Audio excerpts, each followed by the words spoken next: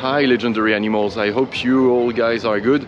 It's gonna be the first ever video in English, so pardon my English because I'm French, native French, so I'm gonna do my best. And I'm here for the first two-tower World Cup organized by FISE and IWWF and the city of Aarhus.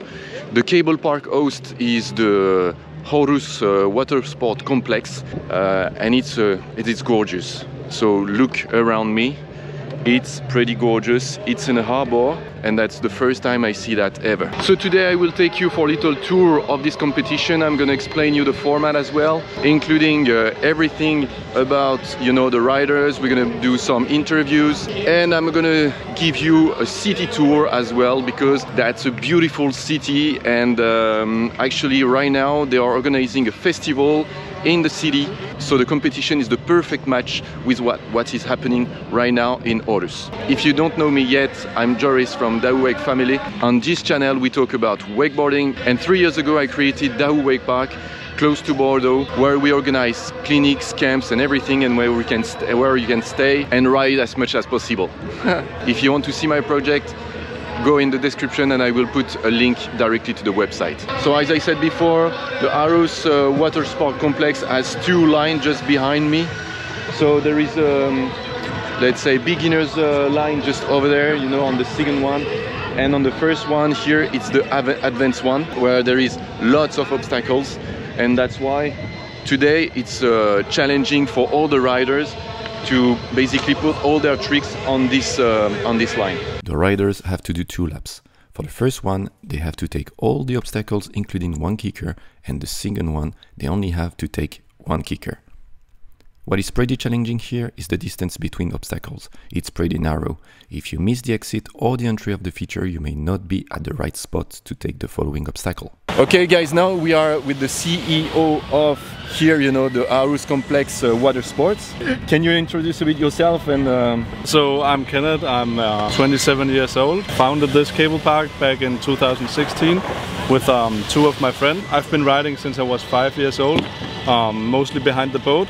But then later on, the cable park started popping up and was like a more convenient thing to do. But there was never a cable here in Aarhus.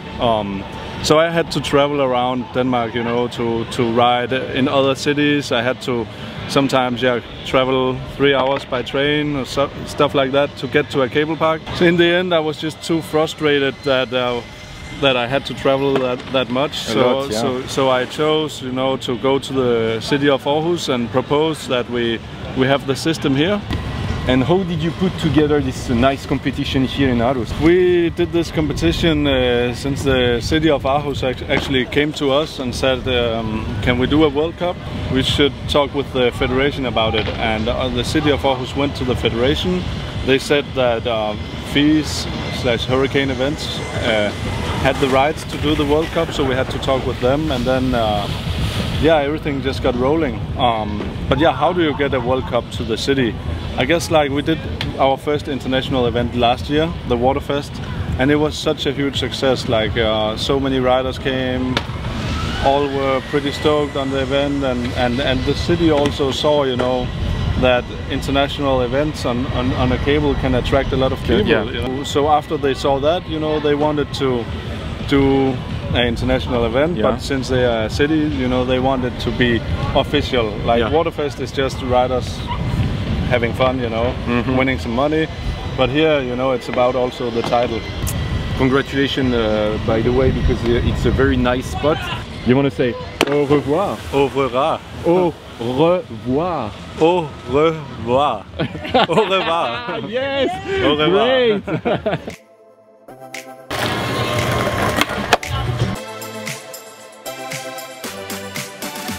Put forward from the other side of the cable, going hillside.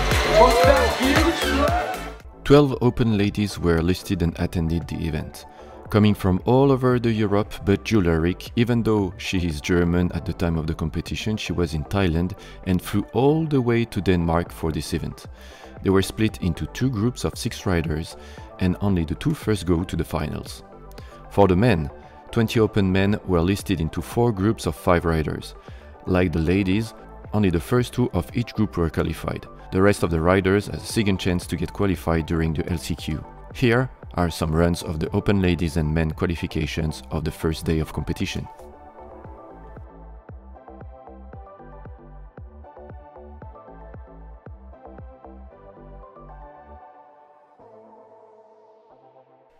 Wiktor Kozarski from Poland did everything he could, but was not enough to get directly to the semi-final, even though on the kicker he did a pretty nice KGB and a nice back mob, but unfortunately was not enough to get qualified directly, so going to the LCQ now. Simon Petai from Estonia was more successful. He took the second place of the Group A and went directly to semi-final. He got qualified. His lines were smooth, he put a lot of amplitude in his riding and pleased the judges with his two kickers, with a back mob and a back 7 double grab.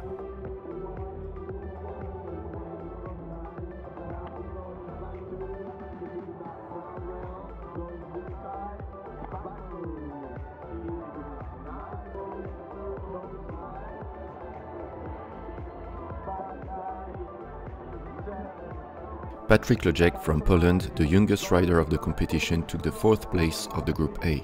With a solid ride, it was very nice to see him riding, but unfortunately he didn't make it and went to the LCQ.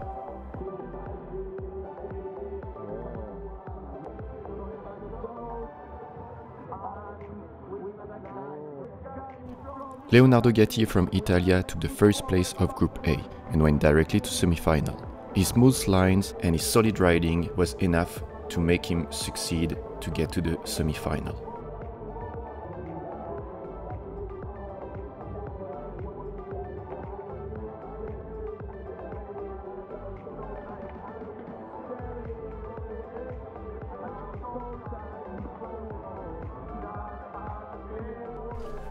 Enzo Aceraf from France totally flew over the semi-final.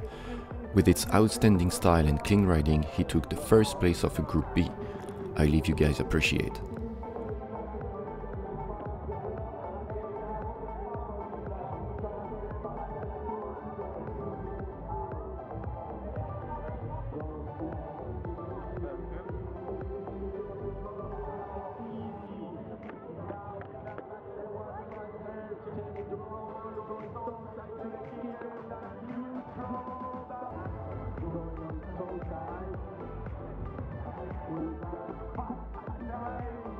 Alessandro D'Agostino was the first rider to do a flip over the ledge. He rode clean with style, but he was not enough to take the lead facing Enzo Aceraf and Joey Battleday. He will have a last chance to qualify during the LCQ the next day.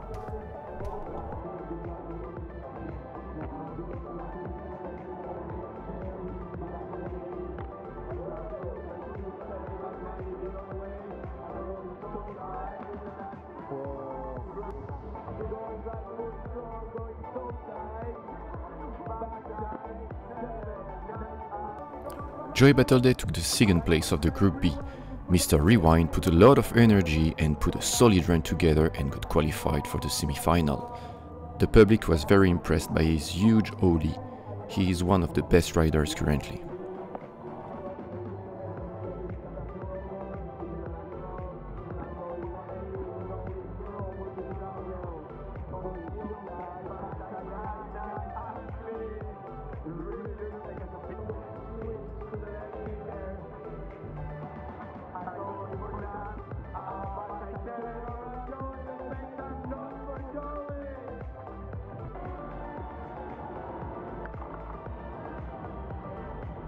Clément Nadal, the winner of the 2020 FISE, got invited for this event.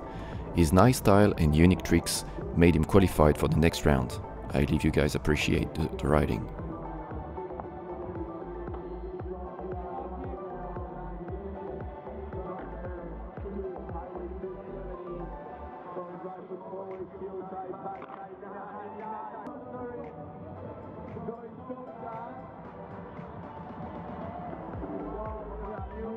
Axel Paget is one of the youngest riders of the competition.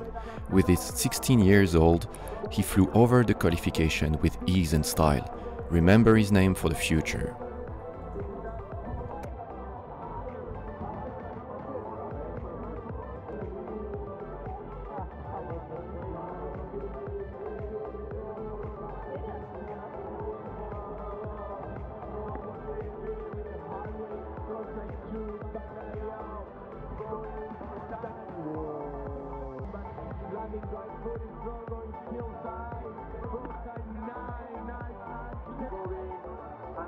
Now we get to the ladies and we start with Julia Rick.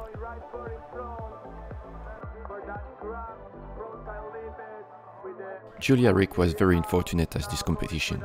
She felt on the qualifications and got a hard time. She scratched her shin pretty badly. I sent her good vibes and a quick recovery. She had to deal with the pain for the entire competition, so congratulations to you, Julia, for the determination. Nicole Regazzo from Italia took the second place of the Group A, just before Julia Rick. She is the youngest woman. Her clean riding, her rail-to-rail left foot forward made the difference. She is a name to follow for the future.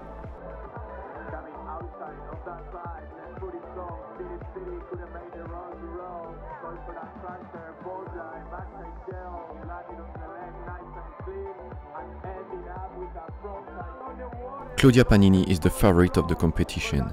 She has been first on all the podiums in 2022. She has a solid riding and she is the only one that got the KGB on kicker.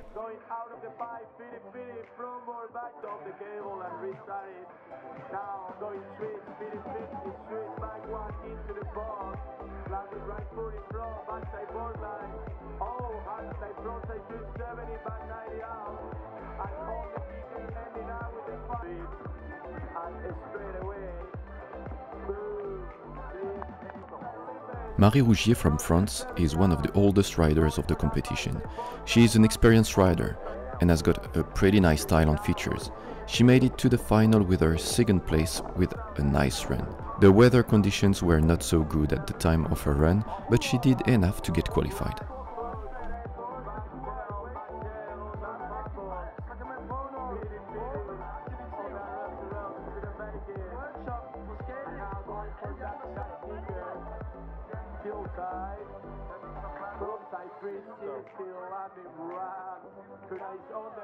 Elena Bodi was one of the outstanding riders that impressed me the most. Her young age and fresh attitude made her take the first place of the Group B qualifications. Congratulations, Elena. Keep going that way.